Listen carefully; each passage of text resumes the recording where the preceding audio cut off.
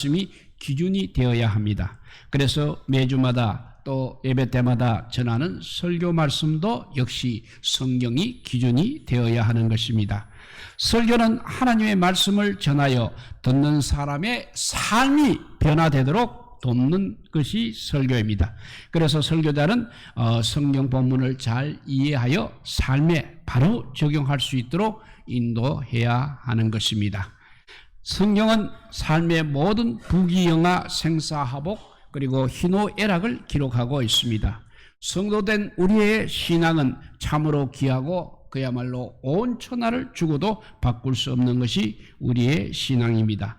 이 귀한 신앙 믿음을 견고하게 우리는 훈련받아서 정금같이 빈다고 반석같이 단단해지는 것이 그것이니 훈련이 없는 믿음이야말로 언제 변질될지 모르기 때문에 성경을 통해서 언제나 금보다 귀한 보배로운 믿음을 소유하기 위해서는 우리는 날마다 훈련을 쌓아야 하는 것입니다. 뿐만 아니라 현재 내 신앙의 삶이 과연 올바른지 그릇된지를 우리는 성경을 통해서 늘 비추어서 알아야 하는 것입니다. 이런 예화가 있습니다. 어느 집주인이 가마를 타고 다녔습니다. 요즘 말로 하면 자가용인 것입니다. 그래서 가마를 타기 위해서 가마꾼 2명을 고용하였습니다. 요즘 말로 하면 운전기사가 되는 것입니다. 어느 날 주인집 비산 개가 집을 나가 버렸습니다. 가마꾼에게 개를 찾아오라고 말을 했습니다. 그러니까 가마꾼이 단번에 거절을 했습니다. 왜냐하면 나는 가마꾼이지 개를 찾는 사람이 아니라는 것입니다. 그래서 주인이 조용히 말했습니다. 알았다. 그러면 개는 내가 찾을 테니 너는 가마만 메고 다녀라고 했습니다. 그리고 여기저기를 다녔습니다. 산에까지 올라갔습니다. 3일을 계속 다녔습니다. 그러니 가마꾼이 지쳐서 이렇게 말했습니다. 주인님은 가만히 집에 계십시오. 제가 개를 찾아오겠습니다. 라고 합니다. 이처럼 세상 사람은 자기 생각이 다 옳은 줄 알고 자기 저울로 세상을 재며 살아가고 있는 것입니다. 그러나 자기 저울로 달아서는 자기를 정확하게 알지 못하는 것입니다. 하나님의 저울로 항상 달아보아야 하는 것입니다. 오늘 우리가 하나님의 저울에 미달이 되었다면 우리는 겸손하게 그 자리에서 엎드려야 하는 것입니다. 나의 부족함을 온전히 인정하고 우리 주님의 도우심을 기대해야 하는 것입니다. 그리고 그 부족분을 성령님으로 채워주시기를 사모해야 됩니다. 오늘 말씀 26절에서 27절은 부족함이 보이지 않아야 한다고 우리에게 교훈하고 있습니다. 본문은 북왕국 유다 백성들이 70년간 바벨론에서 포로 생활을 하던 때의 이야기가 되겠습니다. 이제 그 위대했던 느부갓네살 왕이 죽었습니다. 그리고 그 아들 벨사살이 왕이 되었습니다. 벨사살은 자신의 왕권을 너무나 자랑하고 싶어 했습니다. 그래서 나라 안에 살고 있는 귀족들 1000여 명을 초청하여서 궁중에서 큰 잔치를 베풀었습니다. 한참 잔치가 무르익어갈 때 벨사살 왕은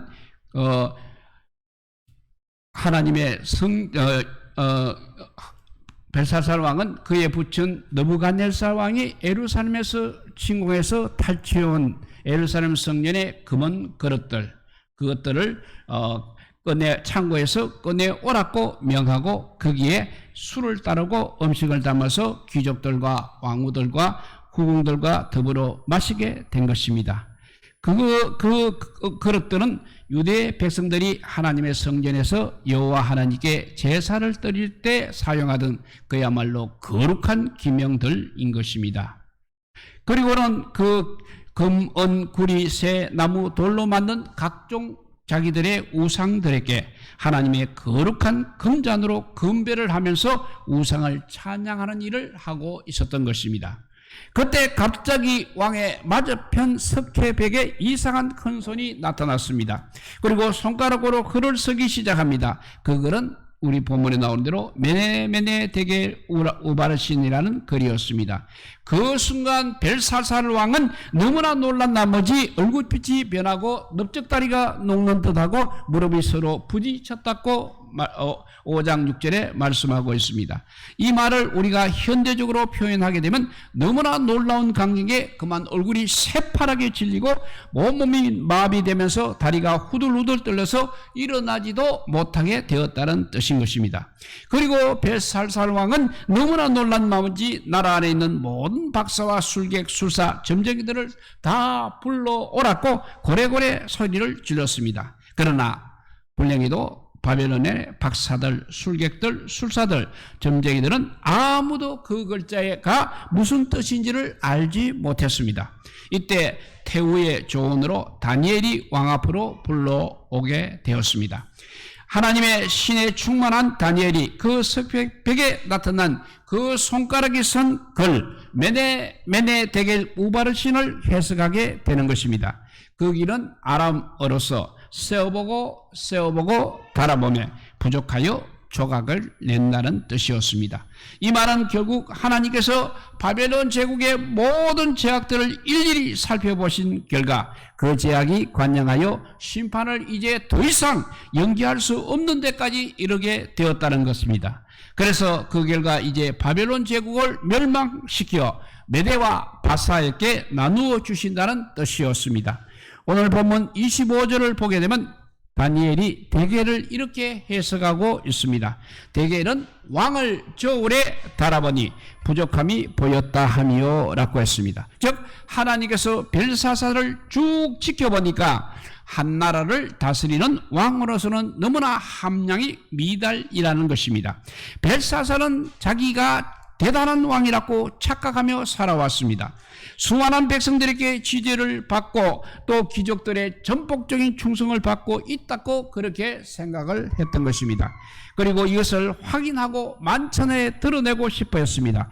그래서 이렇게 거대한 잔치를 베풀고 무려 1000명이 넘는 귀족들을 참석시켰던 것입니다. 오늘도 이렇게 벨사살처럼 사는 사람들이 많이 있습니다.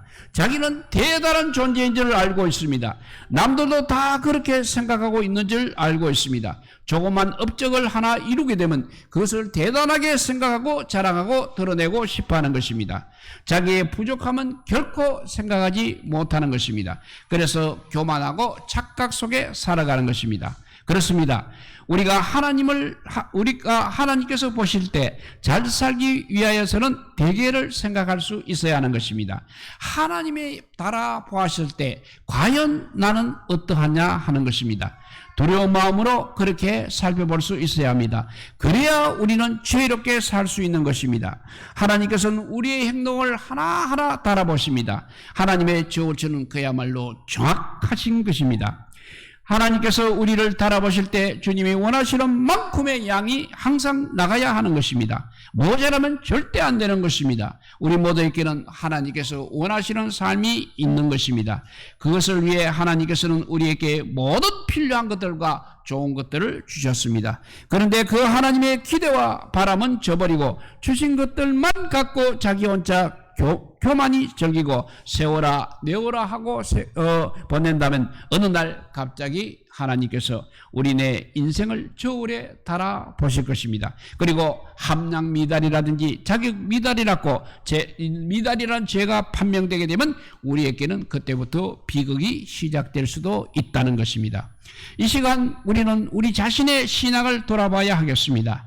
그래서 누가복음 18장 8절 하반절에 보면 인자가 올 때 세상에서 믿음을 볼 수 있겠느냐고 하셨습니다. 내 믿음의 수준은 과연 완전한지 안전한지 지금 점검해 보아야 할 때인 것입니다. 우리 인격을 구체적으로 돌아봐야 하겠습니다. 지금 내가 성도로서 하나님의 자녀로서 그리스도의 제자로서 하나님의 저울에 달려 부족하지 않을지 확인해 보아야 할 때라는 것입니다. 우리의 사명과 또 직분에 대해서도 항상 생각해 보아야 하겠습니다. 지금 내가 평생의 사명을 이루기 위해 주어진 삶에 얼마나 충실했는지, 주의 몸된 교회로부터 받은 직분을 감당하기 위해 또 하나님과 사람 앞에서 얼마나 충성을 하고 있는지 스스로 질문을 해야 할 때라는 것입니다. 그리고 우리 생활에 대해서도 곰곰이 살펴보아야 하겠습니다. 지금 내가 가정은 잘 지키고 있는지, 남편 노릇, 아내 노릇, 부모 구실, 자녀 구실 제대로 하고 있는지, 사업은 말씀대로 하고 있는지, 직장에서는 성실하게 근무하고 있는지, 또 생업이 단순히 그냥 살기 위해서 하는 목적인지 아니면 하나님의 영광을 드러내기 위해서 하는 삶인지를 짚어보아야 하는 것입니다. 그렇습니다. 하나님의 저울에 정기적으로 우리가 자신들을 달아보시기 바랍니다. 우리의 무게 중심이 그냥 육체적으로 기울어 있다면 이제는 영혼적으로 옮겨가셔야 하겠습니다. 그래서 삶의 무게를 달아볼 때 부족함이 보이지 않는 성도가 되기 위해서 최선을 다하시기를 바랍니다. 이렇게 해서 첫째는 부족함이 보이지 않아야 하겠습니다. 두 번째는 우리가 알면 행해야 하는 것입니다. 성도의 삶은 아는 대로 실천해야 하는 것입니다. 마태복음 7장 24절에 보면 그러므로 누구든지 나의 이 말을 듣고 행하는 자는 그 집을 반석 위에 지은 지혜로운 사람 같다고 했습니다. 중요한 것은 예수 그리스도의 말씀을 듣고 행하라는 것입니다. 듣고 행하는 것을 한마디로 말하게 되면 순종인 것입니다. 예수님의 말씀이 모두 영적인 말씀입니다. 그러므로 영적인 말씀입니다. 우리의 영적 것에 영향을 결정적으로 미치는 것이 예수님의 말씀입니다. 그러므로 영적인 준비를 하지 않은 사람은 어리석은 사람이라는 것입니다. 우리는 이러한 영적인 준비를 위해서 준비를 교회에서 항상 해야 하는 것입니다. 그러므로 교회는 비와 바람 그리고 큰 물이라는 우리의 생활의 위기의 시간을 알게 하는 곳이어야 하는 것입니다. 이러한 위기의 순간에 우리는 준비를 하는 곳이어야 하는 것입니다. 나아가 이런 위기를 당한 사람들을 치료하고 하나님의 사랑의 능력으로 소생케 하는 것이 바로 교회인 것입니다. 이러한 교회가 하나님께서 원하시는 교회요, 우리가 꿈꿔야 할 교회인 것입니다. 성도된 우리는 알고 행하는 지혜로운 자가 되기를 힘쓰며 알고도 행하지 않는 어리석은 자가 되지 않기를 바랍니다. 애굽의 바로왕은 이스라엘 백성들을 내보내야 하는 것을 너무나 잘 알고 있었습니다. 내보내지 않을 때는 하나님의 그 무서운 재앙이 계속 임한다는 것도 알고 있었습니다. 그런데도 9번째 재앙이 당할 때까지 이스라엘 백성들을 애굽에서 내보내지를 않았습니다. 한두 번 하나님의 재앙을 받게 되면 내보내지 않을 수가 없는데 이상하게 바로는 그렇게 했습니다.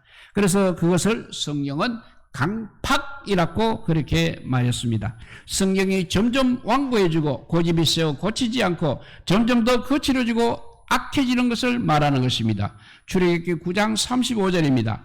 바로의 마음이 강팍하여 이스라엘 자손을 보내지 아니하였으니 여호와께서 모세에게 말씀하신과 같더라 했습니다.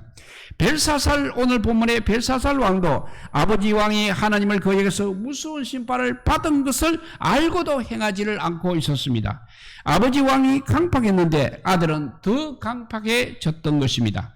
다니엘서 5장 20절을 보게 되면 그가 마음이 높아지며 뜻이 강팍하여 교만을 행함으로 그 왕위가 폐함받으며 그 영광을 빼앗기고 라는 말씀이 나오게 되는 것입니다. 이 말씀은 아버지 왕의 강팍을 말하고 있습니다. 그런데 아들은 이것을 알고도 행하지를 않았다는 것입니다. 그래서 다니엘서 5장 22절에 보면 벨사살이여 왕은 그의 아들이 되어서 이것을 다 알고도 오히려 마음을 낮추지 아니하고 라고 했습니다. 이 말씀은 아들인 벨사살 왕이 더 강팍해졌음을 말하고 있는 것입니다. 죄인 것을 알게 되면 반드시 끊어버려야 하는 것입니다. 알고 우리가 죄를 자꾸 행하게 되면 그 결과는 멸망인 것입니다. 그래서 야고보서 4장 17절에 그러므로 사람이 선을 행할 줄 알고도 행하지 아니하면 그것이 죄라고 했습니다. 그리고 이 말씀은 정말 우리 모두에게 주신 중요한 말씀인 것입니다. 우리는 무엇을 하지 말라고 하신 그 하나님의 말씀을 어기는 것만이 죄라고 생각하기 쉽습니다. 그런데 사실은 그렇지 않습니다. 우상 숭배하지 마라, 살인하지 말라 했으니 우상 숭배하고 살인하는 것만 죄라고 우리가 생각합니다. 그러나 안식일을 거룩하게 지키라고 하셨는데 거룩하게 지키지 않으면서도 죄인 줄 모르는 사람이 우리 가운데 얼마나 많은지 모릅니다. 하지 말라고 하신 것을 하는 것만이 죄가 아니라 하라고 하신 것을 하지 않는 것도 죄라는 것입니다. 선한 일을 하라고 하셨습니다. 그래 선한 일을 하지 않는 것도 죄인 것입니다. 잠언 29장 1절입니다. 자주 책망을 받으면서도 목이 곧은 사람은 갑자기 패망을 당하고 피하지 못하리라 했습니다. 거만한 자를 다스리는 사람은 오직 하나님뿐이십니다. 교훈과 책망을 싫어하는 사람은 어리석고 거만한 사람입니다. 노아 시대의 인생들이 홍수 심판이 눈앞에 있었습니다. 이것을 깨닫지 못하고 먹고 마시고 향락을 누리다가 모두 다 패망하고 말았습니다. 소돔과 고모라 인생들이 잠시 후면 쏟아질 심판의 유황불을 깨닫지 못하고 있다가 향락 속에서 허우적거리고 있다가 패망하고 말았습니다. 벨사살은 몇 시간 후에 하나님의 심판이 임함을 깨닫지 못하고 흥청거리는 죄를 범하고 말았습니다. 하나님의 말씀을 가지고 자신들의 삶에 비추어서 하나님께서 원하시는 것이 무엇인가를 알고 실천해 나가는 것이 매우 중요한 일인 것입니다. 옳은 줄 알면 실천하는 결단과 틀린 것을 알았으면 곧 끊고 돌아서는 성도가 되시기를 바랍니다. 그래서 우리가 항상 우리의 삶을 무게를 바라볼 때 부족함이 없도록 하시기 바랍니다. 이렇게 부족함이 없어야 보이지 않아야 되고 알면 행해야 되는 것입니다. 알면서도 하지 않으면 죄라고 했습니다. 세 번째는 심판을 우리가 의식하고 살아야 됩니다. 우리 하나님은 사랑이시며 동시에 심판주가 되십니다. 전도서 12장 14절 말씀입니다. 하나님은 모든 행위와 모든 은밀한 일을 선악하게 심판하시니라 했습니다. 솔로몬은 인생을 정말 열심히 최선을 다해서 살라고 하였습니다. 우리는 인생 그 자체를 즐길 줄 알아야 합니다. 사람이 열심히 일하고 인생을 즐겁게 살아간다는 것은 바로 우리 하나님께서 원하시는 뜻이며 하나님의 선물인 것입니다. 그러나 하나님을 기쁘시게 하고 그분을 경외하며 하나님의 심판을 염두에 두며 자제하는 인생만이 인생 그 자체를 즐길 줄 아는 사람이라고 하는 것입니다. 성경은 최후에 하나님께서 반드시 우리 인생을 심판하신다고 말씀하십니다. 그래서 모든 사람들은 하나님 심판대 앞에 꼭 한 분은 서야만 하는 것입니다. 그런데 하나님의 심판은 진리대로 될 것입니다. 하나님의 심판은 회피할 수 없는 것입니다. 하나님의 심판은 사람의 차별도 없이 공정하게 될 것입니다. 하나님의 심판은 은밀한 것까지도 심판하실 것입니다. 예수 그리스도께서 심판하실 것이라고 했습니다. 우리들은 이 하나님의 심판대 앞에서 우리의 행한 바 일들을 낱낱이 짓고 할 수밖에 없는 것입니다. 그런데 예수 그리스도를 진실히 믿는 사람들에게는 이 심판이 없다고 했습니다. 왜냐하면 예수 그리스도께서 이미 정죄를 대신 받으셨기 때문입니다. 또 죄의 문제를 예수님께서 온전히 해결하셨기 때문인 것입니다. 그러나 믿지 않는 사람들에게는 어찌할 수 없이 정죄가 있는 것이고 따라서 영원한 형벌에 처하게 되는 것입니다. 우리 하나님의 심판은 공의롭습니다. 지금도 성령님께서는 무감한 나의 양심을 설교로 기도로 사람을 통해서 들려주고 있습니다. 사람 앞에 부끄러움을 당한다는 것을 두려워하기보다는 하나님의 자비를 외면한 자에게 내리시는 하나님의 그 심판을 더 두렵게 생각하는 사람이 되어야 합니다. 내가 살고 내 가정이 살고 내 자식들이 살게 되는 것입니다. 하나님의 심판은 천천히 오는 것 같지만 확실히 심판하신다는 것입니다. 하나님께서는 하나님을 떠난 민족, 하나님을 떠난 국가를 반드시 심판하십니다. 그래서 우리는 세상의 불의에 대해서 너무 흥분하지 말아야 하는 것입니다. 왜냐하면 우리 하나님께서 다 심판하시기 때문입니다. 그 찬란한 바벨론 문명, 그 찬란한 아스로 문명도 다 사라져 버렸습니다. 시리아, 모압, 에돔, 아몬의 그 찬란한 문명도 다 사라졌습니다.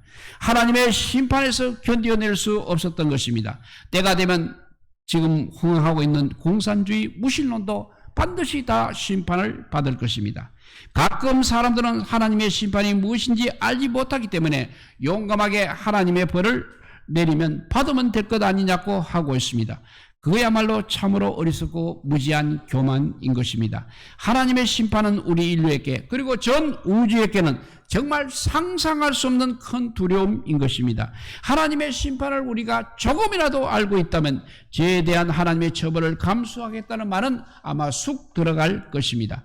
그것은 정말 조금도 현명한 것이 아닙니다. 그것은 그야말로 어리석은 방법인 것입니다. 심판은 다시 한번 말하지만 분명히 있는 것입니다. 과거의 역사도 있었습니다. 현재도 있습니다. 앞으로도 있을 것입니다. 우리 인생에서 가장 젊을 때가 언제 하면 바로 지금인 것입니다. 일주일만 젊었으면 이것은 헛된 생각입니다.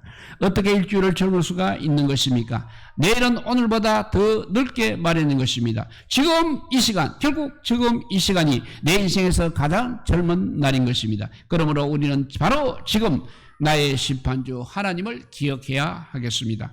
하나님께서 내게 주신 삶이 얼마나 복된 것인지를 깨닫고 사랑하며 기뻐하며 감사하며 인생을 살아가시기 바랍니다.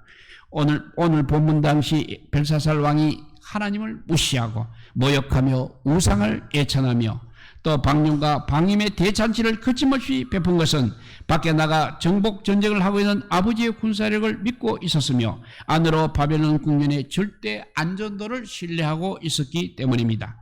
이중 성벽입니다. 그리고 20년을 먹을 요새의 양식이 있습니다. 그리고 얼마든지 농사를 지어 계속 양식을 공급할 수 있다는 자부심이 있었습니다. 그리고 강력한 군사력이 바벨론 도성을 굳게 지키고 있다는 자신감이 있었습니다. 이 모두가 벨사살 왕을 교만으로 몰고 간 것입니다.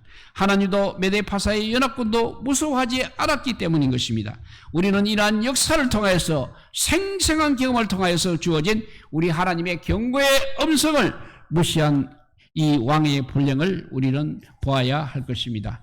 느부갓네살 왕은 앞에 오르바셀 왕은 무려 40년 이상 왕노릇을 하였습니다. 그러나 그 외의 왕들은 4년 혹은 2년 혹은 2개월밖에 못하였습니다. 이 무서운 사실을 기억하지 못한 것은 바로 교만 때문인 것입니다. 오늘을 사는 우리 성도들도 돈이 많아지고 권세가 높아지고 학문과 지식, 재능과 재주 그리고 각종 지혜와 명철로 인하여 인기와 명예가 하늘 높은 줄 모르고 올라갈 수도 있는 것입니다. 그래도 우리는 교만해서는 안 된다는 것입니다. 교만하면 그때부터 진리가 마음에 들어오지를 않는 것입니다. 과거의 역사, 현재의 눈앞에 나타난 하나님의 심판의 사건들을 무시하게 되는 것입니다. 그래야 하면 벨사살 왕처럼 하나님을 모욕하거나 무시하게 되는 것입니다. 돈과 사랑 그리고 그 어떤 세상의 인기와 힘이 우상이 되어서 그것을 찬양하며 그 속에서 방종과 방임에 빠지게 되는 것입니다. 그러면 하나님의 저울에는 너는 쓰레기의 무게로구나. 너는 더 이상 세상에 살면 안 되겠구나. 쓰레기는 불태워져야 한다고 하시며 심판을 받게 되는 것입니다. 하나님께서는 개인이나 가정이나 국가나 교회의 행동을 살피고 항상 바라보시어 심판하신다는 것을 늘 경고하고 있습니다. 성도된 우리는 하나님의 뜻을 따라 살기로 작정하고 소원하는 사람들입니다. 우리는 하나님과 교제하며 세상을 살아가고 있는 사람들입니다. 또한 하나님의 심판을 의식하며 세상을 살아가는 사람들입니다. 하나님의 심판을 의식하며 살아갈 때 우리는 바르게 살아갈 수 있으며 삶의 무게를 달아볼 때 부족함이 없게 벗게 될 것입니다. 그리고 세 번째 가장 중요한 하나님의 심판을 늘 의식하며 살아가시기를 우리 주님의 이름으로 축복드립니다. 기도하겠습니다. 사랑의 하나님 감사합니다. 오늘도 귀한 기도의 시간에 우리를 아버지 오게 하여 주시고 이 자리에서 아버지 우리의 무게를 달아보는 시간 있게 하여 주시니 감사합니다. 부족하면 아버지 채우는 저희들 되게 하여 주시옵소서. 그리고 주의 말씀을 들었습니다. 주의 말씀을 들은 대로 순종하는 사람들이 되게 하여 주시옵소서. 그래서 우리가 바로왕처럼 강팍하여서 아버지 우리가 행하지 않는 사람이 되지 않게 하여 주시고 주의 말씀대로 행하는 자 되고 마지막 때에도 우리의 믿음이 주님을 기쁘시게 하는 믿음이 되게 하여 주시옵소서. 그리고 마지막으로 우리가 아버지 영원한 형벌 심판을 항상 의식하며 살아가게 하여 주시고 심판은 분명히 있다는 것을 항상 마음속에서 떠나지 않게 하여 주시옵소서. 그래서 주의 말씀대로 순종하여 살아서 하늘의 아버지 복을 하늘의 아버지 상을 쌓아두는 저희들 되게 하여 주시고 이 땅에 사는 동안 필요한 복들이 아버지 쏟아지는 믿음의 사람들이 다 되게 하여 주시기를 간절히 빌고 원하오며 우리 구주 예수 그리스도 이름으로 기도드리옵나이다. 아멘.